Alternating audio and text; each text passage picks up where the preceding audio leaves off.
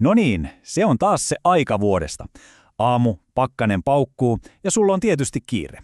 Käännät avainta ja ei mitään, pelkkä vaimea naksahdus. Kuulostaako yhtään tutulta? Joo, tää on ihan liian monelle se talven turhauttavin hetki. Mutta mikä ihme siinä on, että auto pettää just silloin, kun sitä eniten tarvitsis?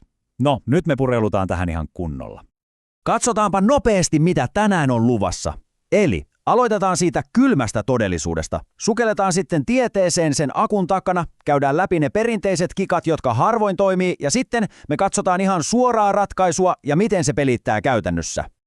Me ollaan kaikki oltu siinä tilanteessa.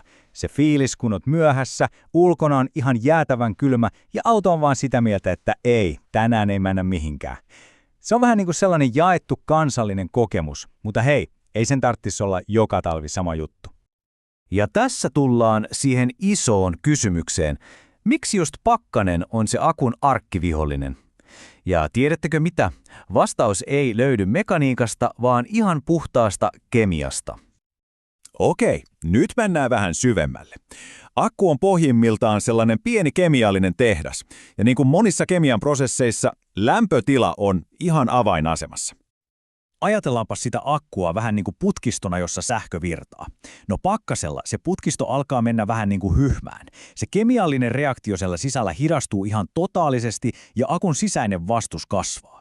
Sähkön on siis tosi vaikea päästä liikkeelle, eli virtaa ei vaan tuu ulos kunnolla. Ja tässä on se toinen tosi tärkeä juttu. Se ei ole pelkästään sitä, että virtaa ei tule ulos. Kylmä akku ei myöskään ota virtaa kunnolla vastaan. Eli vaikka sä ajaisit pitemmänkin lenkin, se kohmeinen akku ei vaan lataudu tehokkaasti. Se on vähän niin kuin yrittäisi kaataa vettä pulloon, jossa on jäätynyt korkki kiinni. Ja nyt, kuunnelkaapa tarkkaan, -18 astetta. Sun uudesta täyteen ladatusta akusta on jäljellä enää puolet tehosta. Siis ihan oikeesti puolet. Kun tähän lisää vielä vähän vanhemman akun ja lyhyet ajomatkat, niin ei ole mikään ihme, että se auto ei enää jaksa pyöräyttää moottoria käyntiin. Ja pahinta tässä on se, että kyse ei ole vaan siitä, että myöhästytkö töistä. Heikko akku voi pakkasella ihan kirjaimellisesti jäätyä halki. Jää laajenee, se pullistaa akun kuoret ja tuhoaa ne sisäiset rakenteet pysyvästi. Ja silloin se on entinen akku. Peli on pelattu. Okei, no mitä ihmiset sitten yleensä tekee tässä tilanteessa? Katsotaanpa näitä perinteisiä konsteja ja sitä, miksi ne eivät oikein pureudu siihen varsinaiseen ongelmaan. No, on se vanha kunnon kannetaan akku yöksi sisälle. Mutta ihan rehellisesti, kuka jaksaa sitä hommaa? Se on raskasta, likasta ja nykyautossa jopa aika riskialtista. Akun irrottaminen voi sekoittaa koko auton elektroniikan, nollata muistit ja sytöttää vikavaloja. Siitä voi tulla yllättävän kallis reissu korjaamolle. Ja sitten on tämä toinen juttu, älylaturi. Tässä on ehkä se yleisin myytti, johon törmää ihan jatkuvasti, ja se on tärkeää ymmärtää, laturi ei lämmitä akkua. Eli laturit eivät voi muuttaa kemian lakeja. Ne yrittää vain väkisin työntää virtaa sinne kylmään ja vastahakoiseen akkuun ylijännitteellä. Se on tehotonta ja pahimmassa tapauksessa se voi jopa vahingoittaa auton herkkää elektroniikkaa, varsinkin jos yrität käynnistää autoa laturin ollessa vielä kiinni. Okei, mutta entä jos ei hoidettaisikaan pelkkiä oireita? Miten jos mentäisin suoraan sinne ongelman juurille?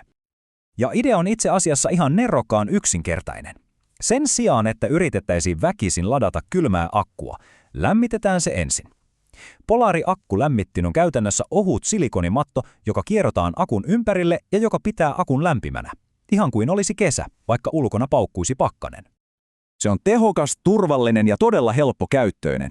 Siinä on termostaati, joka pitää huolen, ettei akku kuumene liikaa, se ei kuluta juuri mitään virtaa, ja mikä parasta, se on täysin erillinen auton omasta sähköjärjestelmästä, joten se on 100% turvallinen herkkimällekin elektroniikalle.